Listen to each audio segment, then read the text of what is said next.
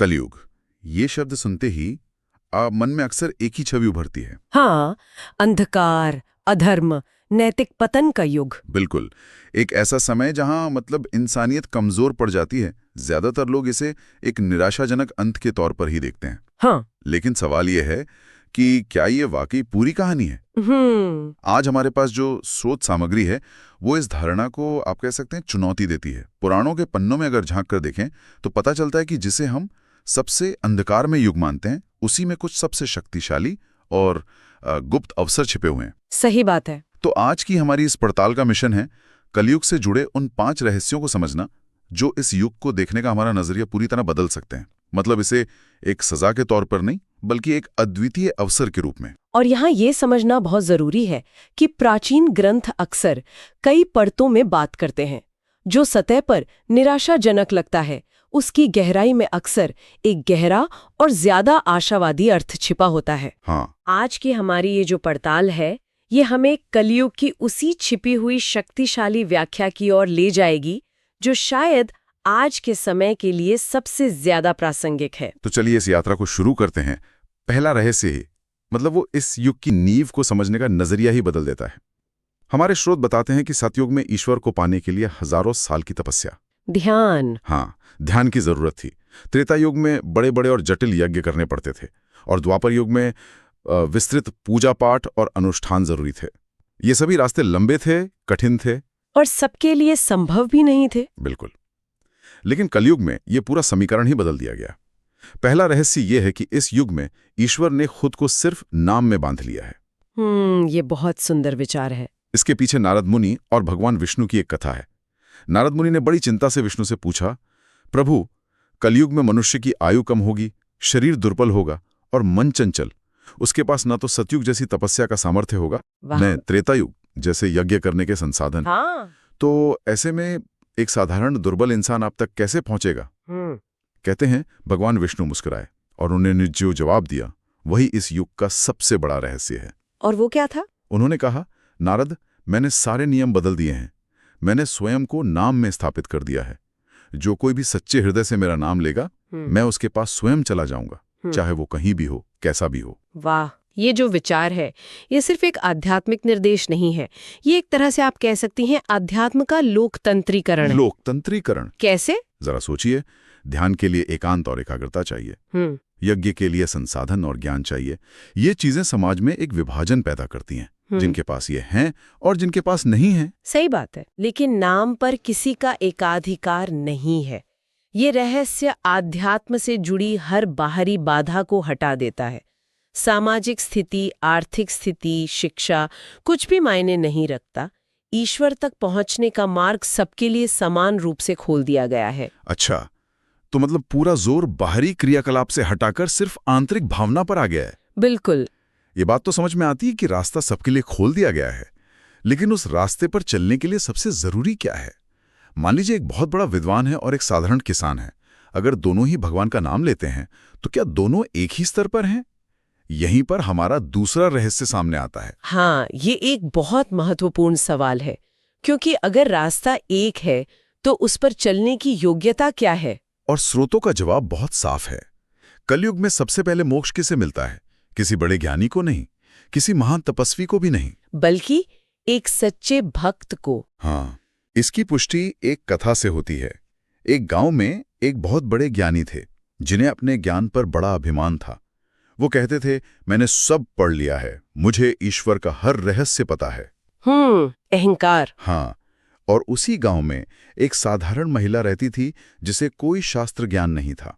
वो बस दिन भर काम करती और शाम को मंदिर के कोने में बैठकर रोते रोते भगवान का नाम लेती थी। उसे कोई मंत्र या श्लोक नहीं आता था? कुछ नहीं।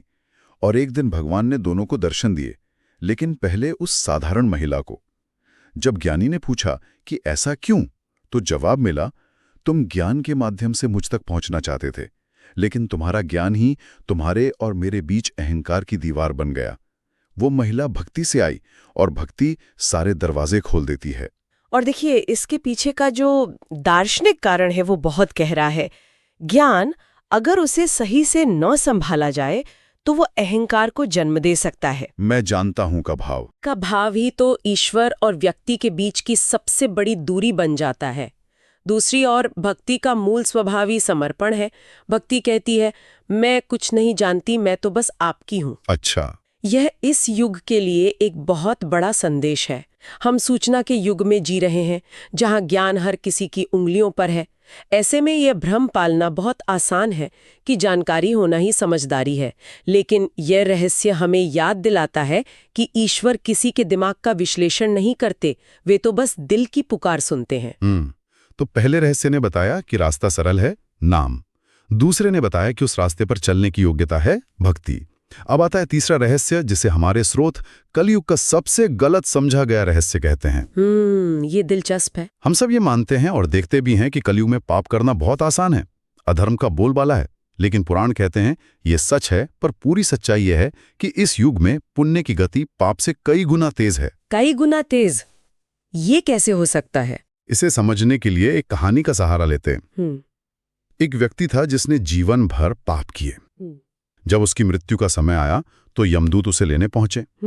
वो बहुत डरा हुआ था और उस अंतिम क्षण में पूरी तरह टूटकर सच्चे हृदय से उसने केवल एक बार भगवान का नाम पुकारा। सिर्फ एक बार? हाँ, कहते हैं सिर्फ उस एक पुकार की ईमानदारी में इतनी शक्ति थी कि यमदूत वहीं रुक गए।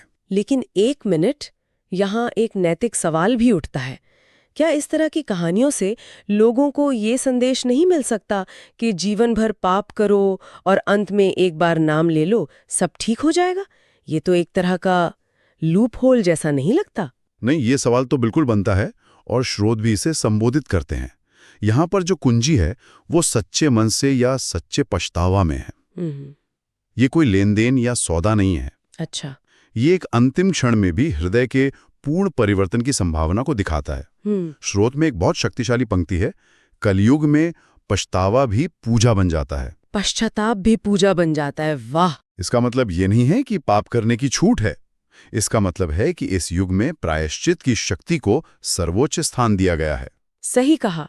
ये पाप करने का प्रोत्साहन नहीं, बल्कि आशा का प्रतीक है। ये सिद्धांत बताता है कि कोई भी इंसान कितना भी गिर क्यों न जाए, उसके लिए वापसी का रास्ता कभी बंद नहीं होता। सतयुग में एक पाप का प्रायश्चित करने में शायद सदियां लग जाती, लेकिन कलयुग की गति बहुत तेज है। यहाँ कर्मों का खाता भी तेजी से बदलता है।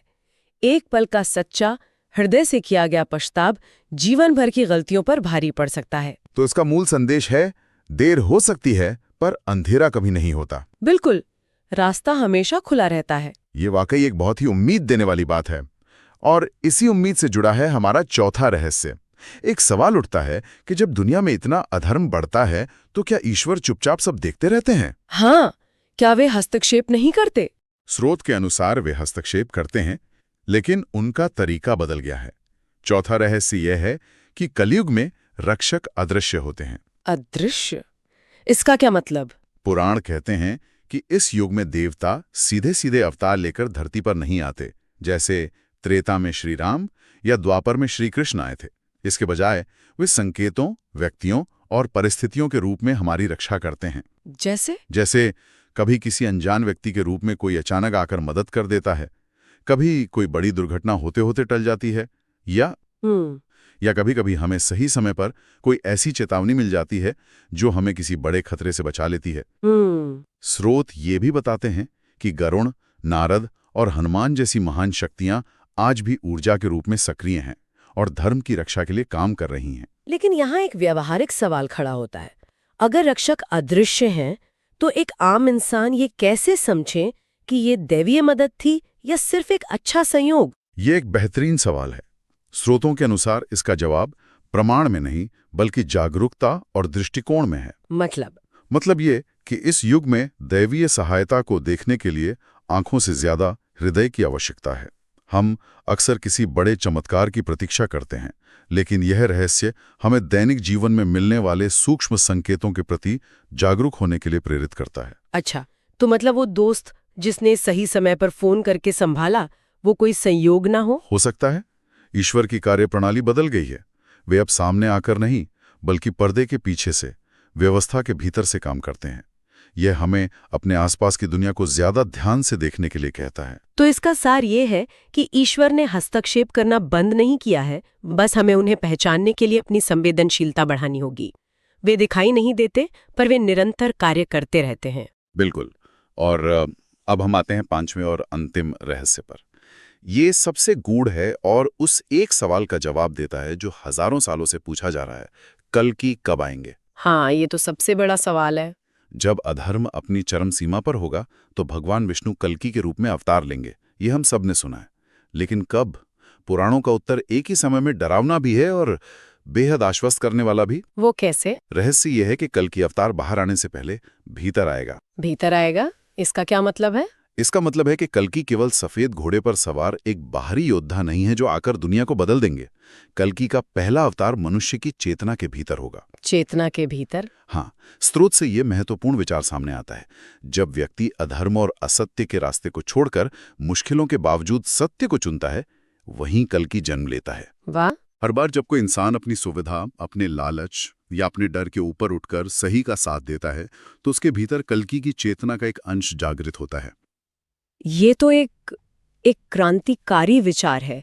अगर हम इसका विश्लेषण करें तो ये पूरी जिम्मेदारी वापस व्यक्ति पर डाल देता है। हाँ, ये हमें किसी बाहरी उद्धारकर्ता की निष्क्रिय प्रतीक्षा करने से रोकता है। बिल्कुल, ये हमें बताता है कि हम दर्शक नहीं हैं, हम खुद उस परिवर्तन का हिस्सा है, उसके आरंभ करता है। ये हमें एक सक्रिय भूमिका निभाने के लिए कहता है। दुनिया में होने वाले बाहरी महायुद्ध से पहले हर इंसान के मन में एक आंतरिक युद्ध जीता जाएगा। सही और गलत के बीच का युद्ध। हाँ, सत्य और असत्य के बीच। तो इसका मतलब ये हुआ कि हम कल्कि के आने का इंतजार नहीं कर रहे हैं, बल्कि कल्कि हमारे सही चुनाव करने का इंतजार कर रहे हैं। ठीक यही बात है। ये इस विचार को बल देता है कि बड़ा बदलाव हमेशा व्यक्तिगत विकल्पों से शुरू होता है। जब पर्याप्त संख्या में लोग अपने भीतर ये युद्ध जीत लेंगे, तभी बाहरी दुनिया में उस सामूहिक चेतना का भौतिक रूप प्रकट होगा। तो चलिए इन पांचों रहस्यों को एक साथ रखकर देखते हैं। कलयुग, जिसे हम अंधकार का युग कहते हैं, वो असल में एक परीक्षा का युग है। एक ऐसा समय जहां चुनौतियां बहुत बड़ी हैं, लेकिन ईश्वर तक पहुंचने के रास्ते पहले से कहीं ज्यादा सरल और सीधे हैं। पहला रहस्य, ईश्वर नाम में बंधे हैं। दूसरा, ज्ञान से ज्यादा महत्वपूर्ण भक्ति है। तीसरा, कि पश्चाताप का एक क्षण भी पापों पर भारी पड़ सकता है। और चौथा, कि हम अकेले नहीं हैं, अदृश्य रक्षक हमारे साथ हैं। और पांचवा और सबसे महत्वपूर्ण रहस्य हमें याद दिलाता है कि सबसे बड़ा परिवर्तन हमारे भीतर से, हमारे द्वारा चुने गए सत्य से शुरू होगा, सबसे शक्तिशाली बन जाता है। ये रहस्य हमें दिखाते हैं कि शक्ति का स्रोत कहीं बाहर नहीं, बल्कि हर व्यक्ति के भीतर मौजूद है। उसके द्वारा जपे गए नाम में, उसके हृदय में बसी भक्ति में, और उसके द्वारा चुने गए सत्य के मार्ग में। कलयुग की चुनौती ही उसका सबसे बड़ा अवसर है। ये हमें बाहरी आडंबरों से हटाकर आंतरिक सत्य की ओर ले जाता है। तो ये चर्चा हमें एक अंतिम विचार पर छोड़ जाती है। यदि कल्कि अवतार का आरंभ व्यक्ति के भीतर सत्य को चुनने से होता है, तो ये सोचने वाली बात है कि आज की इस भागदौड़ भरी दुनिया में ये आंतरिक युद्ध कैसा दिखता होगा।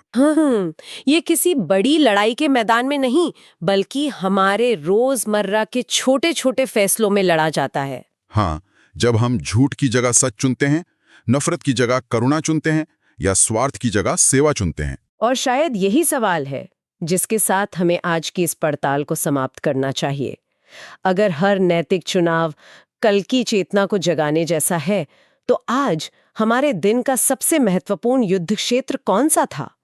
वो कौन सा छोटा सा निर्णय था जिसमें हमने अपने भीतर के उस कल्कि को जन्म देने का अवसर पाया?